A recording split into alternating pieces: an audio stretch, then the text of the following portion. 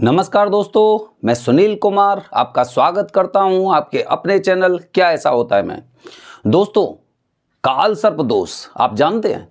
काल सर्प दोष कोई छोटी मोटी समस्या नहीं है। ये एक ऐसी समस्या है जैसे ही मौका मिलता है तो आपको चारों खाने चित्त कर सकती है। ये समस्या आपको भी बेबस कर सकती है, आपके पसीने छुड़ा सकती है।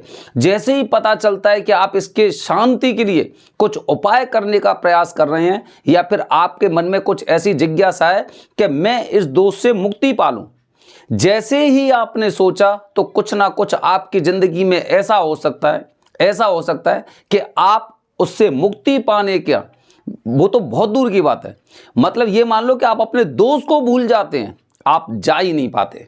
तो आज दोस्तों मैं अपनी वीडियो के माध्यम से आपको बताने जा रहा हूं, काल सर्प दोष हमें मुक्ति पानी है, इससे हमें मुक्ति पानी है, हमें जीतना है। और वो जीतेंगे हम कैसे, आप बने रहिए हमारे चैनल के साथ, मैं आपको बताने जा रहा हूं। दोस्तों, राहु और केतु, कुंडली में राहु और केतु के प्रभाव इतने खतरनाक होते हैं कि किसी भी इंसान को राजा से रंक बना सकते हैं मिनटों में। और जब काल सर्प दोष मतलब सारे ग्रह इनके बीच में फंस जाते हैं, तो जब जो काल सर्प दोष बनता है उसका मतलब ये हो गया कि अब ये सारे जितने भी दो ग्रह हैं राहु और केतु के अलावा, ये इन्होंने गुलाम बना के रख रखे हैं, गुलाम बना के। और ये गुलाम बना के रख रखे हैं, इसका मतलब राहु और केतु अपनी इच्छा के अनुसार ऐसी स्थितियां क्रिएट करते हैं, ऐसी स्थितियों का निर्माण करते हैं कि आप खुद अपनी जिंदगी में फंस जाते हो। आप ऐसे एक भंवर में फंस जाते हो कि आप ये सोचते हो कि मेरी जिंदगी में हो क्या रहा है, मुझे खुद नहीं समझ में आ रहा कि मेरी जिंदगी में क्या हो रहा है। मैं जो नहीं चाहता वो भी मेरे साथ हो जाता है। और फिर जब आपके गुरुदेव आपको बताते हैं कि भाई आप पे तो काल सर्प दोष है, आपको इससे मुक्ति भी करानी चाहिए, पूजा करानी चाहिए, जैसे ही दिमाग में ये चीज आती है, जैसे ही दिमाग में आती है, तो कहते हैं ना, प्रजा कुछ भी करे राजा को पहले से ही आभास हो जाता है कि ये कुछ ना कुछ ऐसी प्लानिंग कर रहा है। जैसे ही आपने सोचा तो कुछ ना कुछ ऐसी समस्याएं उत्पन्न हो जाती हैं, कोई हॉस्पिटलाइज हो जाता है, ठीक है, कहीं पे ऐसी स्थिति आती है कि किसी इंसान की नौकरी नहीं लग रही थी, उसकी नौकरी लग गई। क्यों लग गई? क्योंकि वो दोस्त नहीं चाह रहा कि आप वहां पे जा पाओ। आपकी नौकरी लगी हुई है, नौकरी नहीं है तो आप जा सकते हैं, लेकिन जैसे ही नौकरी लगी तो आप भी ये सोचेंगे चलो ठीक है, 6 महीने बाद में मुझे जैसी छुट्टी मिल जाएगी तो मैं वहां पे पूजा करा के आ जाऊंगा। स्थितियां देखिए, कोई इंसान घर से चल देता है, घर से चलने के पश्चात स्थितियां ऐसी आती हैं कि उसे मार्ग से, रास्ते से ही लौटना पड़ता है। कुछ ऐसी परिस्थितियां आ जाती हैं कि रास्ते से लौटना पड़ता है, या फिर रास्ते में कुछ ऐसी समस्याएं आ जाती हैं कि वो अपना निवारण नहीं कर पाते, अपनी पूजा नहीं करा पाते। काल सर्प दोष है, राजा बने हुए बैठे हैं, राहु और केतु दोनों राजा बने हुए बैठे हुए हैं, और वो उनका पूरा की पूरा जो आपको वश में कर रखा है, आप उनकी इच्छा के मुताबिक कुछ इच्छा के विरोध में कुछ कर ही नहीं सकते। अब दोस्तों क्या होता है, कुछ लोग इस पे विजय प्राप्त करने का प्रयास करते हैं। कुछ लोग होते हैं वो प्लान कर लेते हैं, कुछ भी हो मुझे इससे मुक्ति पानी है, मुझे इससे मुक्ति पानी है। अब वो पूरी प्लानिंग करके जैसे भी हो, स्थिति कितनी भी खतरनाक चल रही है, कितनी भी विरुद्ध चल रही है, उसके बावजूद भी ये लोग प्लान कर लेते हैं और रिजर्वेशन करवा देते हैं, मुझे तो जाना है। और बातचीत कर एकदम पूरी तरह से एकदम फिट रहते हैं कि मुझे तो जाना ही उस समय, चाहे कुछ भी हो जाए लेकिन मैं वहां पे जाऊंगा। अब राहु और केतु अब क्या करें भाई, रिजर्वेशन करवा चुका है अब तो ये, अब क्या करेंगे भाई, अब उसके मार्ग में अब अलग तरह की बाधाएं। अब देखिए अलग तरह की बाधाएं कैसी आ रही हैं। वो लोग पूजा कराने के लिए उज्जैन पहुंच जाते हैं, त्र्यंबकेश्वर पहुंच जाते हैं। अब दिमाग भटकाना इनका दिमाग भटकाना, क्योंकि पूर्णतः दोष की शांति नहीं होनी चाहिए। उद्देश्य यही है उनका, ध्यान रखना, उनका उद्देश्य यही है कि पूर्णतः मुक्ति या पूर्णतः दोष की शांति नहीं होनी चाहिए, नहीं तो उनका सिंहासन हिल जाएगा। अब क्या करते हैं, अब आप घर से प्लान बनाकर आए, आपने सोचा कि चलो ठीक है रिजर्वेशन करवा चुके और हम यहां पे पहुंच गए। आपने पहले किसी गुरुजी से बात कर रखी होगी, आपने गुरुजी से बात की और उसके पश्चात अब देखिए किस तरह के व्यवधान पैदा होते हैं। यहां पर आकर आपकी बुद्धि पूरी तरह से भ्रमित हो गई, पूरी तरह से भ्रमित हो गई। जिन गुरुजी से आपको पूजा करानी थी, उन गुरुजी से या तो ये हो गया कि उनकी कोई बात आपको इतनी खराब लग गई कि आपने उनसे पूजा नहीं कराई, ठीक है, या फिर वहां पर जाकर आपका दिमाग इस तरह से डिस्टर्ब हुआ कि जिन लोगों से आपको पूजा नहीं करानी चाहिए थी उनसे पूजा करा ली। जिनको पूरी विधि नहीं पता है, उन्हें वैदिक पद्धति नहीं पता, उसकी वैदिक विधि नहीं पता है कि कालसर्प दोष की पूर्णतः मुक्ति कैसे मिलेगी या फिर उसकी शांति कैसे होगी। अब समस्या क्या आ जाती है? समस्या ये आ जाती है, लोग जहां पे थोड़ा सा उनका भटकाव होता है, वो भटकाव कैसे होता है? वो घर से फोन करके आ रहे हैं, घर पे उन्होंने पूछा कि गुरुजी कितनी दक्षिणा लगेगी, उन्होंने बताया इतनी दक्षिणा लगेगी। सपोज करो उन्होंने 5,000 रुपये बताए, 4,000 रुपये बताए। जैसे ही उज्जैन पहुंच रहे हैं, उज्जैन में पहुंचने के पश्चात किसी ने बताई 2,000 में पूजा होगी। पूजा नहीं देखी है, क्योंकि राहु उन पर अभी भी सवार है। वो खुद चाह रहे हैं वहां पे नहीं पहुंचना चाहिए, इंसान वहां पे नहीं पहुंचना चाहिए, क्योंकि उनकी पूजा पूरी वैदिक विधि से होगी, पूरी पद्धति से होगी कि जिससे उन्हें मुक्ति मिले। तो वहां से भटकाओ सबसे पहले से। और किस बात पे इंसान भटकेगा? पैसे के लिए, केवल पैसे के लिए भटकेगा। 5,000 वाली पूजा नहीं करवानी, 4,000 वाली नहीं करवानी, हम 1,100 वाली करवाएंगे, हम 2,000 वाली करवाएंगे। अब देखिए कैसा गेम खेला है, आपको पूरी तरह से नचा दिया।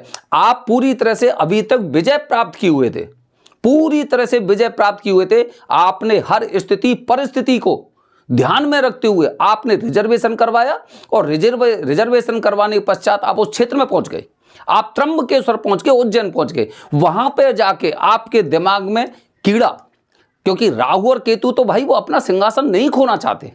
वो कैसे चाहेंगे? जब कोई बुरी आत्मा आपके शरीर में आ जाती है, आप सोचिए, ऐसे लोगों को सोचिए जिन पर कोई ऊपरी बाधा होती है, वो कभी नहीं चाहती कि इस शरीर को छोड़कर जाए, उससे पहले उसकी दुर्गति कर देती है।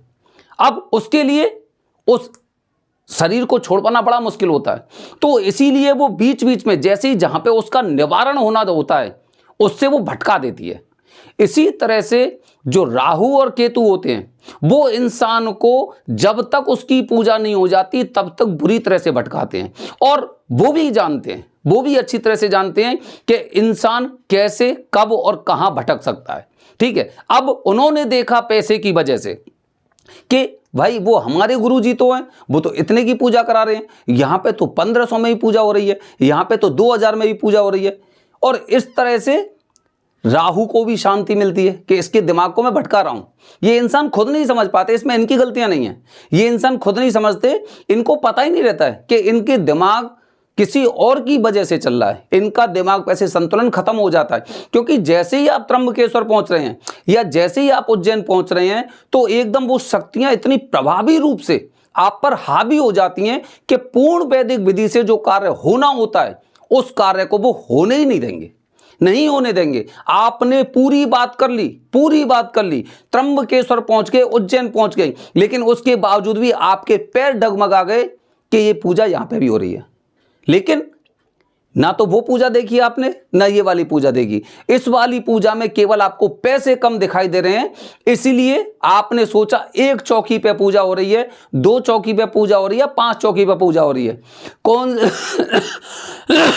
किस विधि विधान से पूजा हो रही है, उससे आपको कोई लेना देना नहीं। और आपको नहीं, राहु केतु यही चाह रहे हैं, उनकी इच्छा यही है कि आप इसी पूजा को करवाएं, जिससे कि वो दोष आपके अंदर अभी बना रहे, चाहे भले ही अल्प मात्रा में रहे, हल्की मात्रा में रहे, लेकिन पूर्णतः सफाया नहीं हो।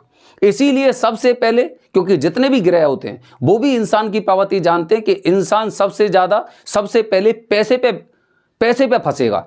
इसीलिए पैसे पे फंसाने के लिए वो आपकी मुलाकात ऐसे लोगों से कराते हैं जहां पर आपको पूर्ण रूप से मुक्ति ना मिल पाए। समझ रहे हैं?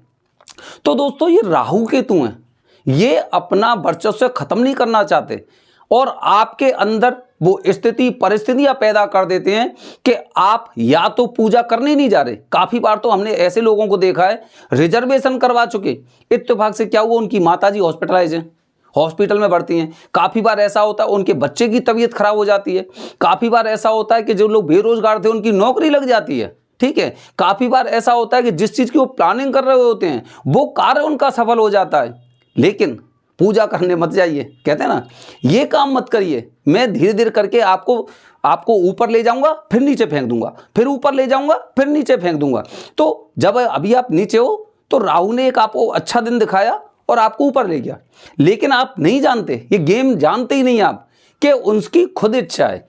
वो राजा बनकर आपकी कुंडली में बैठे हैं, जहां पे गुरुदेव भी उनके एकदम बंदी बने हुए हैं, सूर्य उनके बंदी बने हुए हैं, मंगल उनके बीच में बैठे हुए हैं, बुद्ध का जो अंदर का जो प्रभाव है, आपकी बुद्धि कुंठित हो चुकी है। तो इस तरह से ये काल सर्प दोष है, आसानी से नहीं जाने वाला है।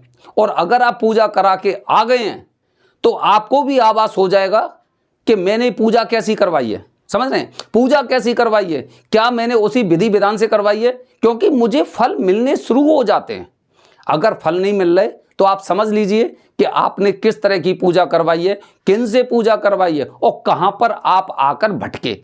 क्योंकि अगर एक बार आप भटके हैं तो अब आप ये मानिए कि द्वारा भी आपको जाना पड़ेगा, और फिर उसका भी विश्वास नहीं है, क्योंकि अभी हमें कम से कम 6 महीने का इंतजार करना पड़ेगा, कम से कम साल भर का इंतजार करना पड़ेगा। यही उसका उद्देश्य होता है, यही ग्रहों का उद्देश्य होता है कि कम से कम अगर ये यहां पर अपनी जिद से इस स्थान पर आ चुका है तो कम से कम इसकी इस जगह चोट करिए और उसी से संभलेगा। इसीलिए जब कोई गुरुजी आपको, जो वरदानी पंडित जी या गर्भगृह के गुरुजी हैं, आपको कुछ दक्षिणा बता रहे हैं, तो घाट वाले तो वैसे भी कम पैसे में पूजा करते हैं, और काफ़ी लोग तो ऐसे इनके कॉन्ट्रैक्टर होते हैं, वो अच्छे गुरुजी से भी आपकी पूजा करा देते हैं, बहुत बड़े ग्रुप में। तो दोस्तों, ये काल सर्प दोष है, इतना आसानी से जाने वाला नहीं है। अभी तो आप देखना आपके मार्ग में कितनी कितनी मुसीबतें और रुकावटें आती हैं, क्योंकि आपको ये मान लो, अगर आपने किसी भगवान, किसी की देवता की पूजा की है, अगर उनका आपने अगर अच्छी तरह से स्मरण किया है, तो अवश्य आप इससे जीत पा सकते हैं कि आप वहाँ पे पहुँचने के बावजूद अच्छे गुरुजी से पूजा करा ली तो आप ये मान लो कि हमेशा के लिए काल सर्प दोष खत्म हो गया। अन्यथा ये आपके मार्ग में जब तक आपकी पूजा नहीं हो जाती तब तक विघ्न डालता रहेगा। ये काल सर्प दोष है, आसानी से जाने वाला नहीं है, आपके शरीर को छोड़ने वाला नहीं है। बने रहिए हमारे चैनल के साथ दोस्तों। अगले वीडियो में आपके लिए लेके आ रहा हूं, हमारी कुंडली में क्यों बनता है, क्या वजह होती है कि काल सर्प दोष बनने की। बने रहिए हमारे चैनल के साथ। हर हर महादेव।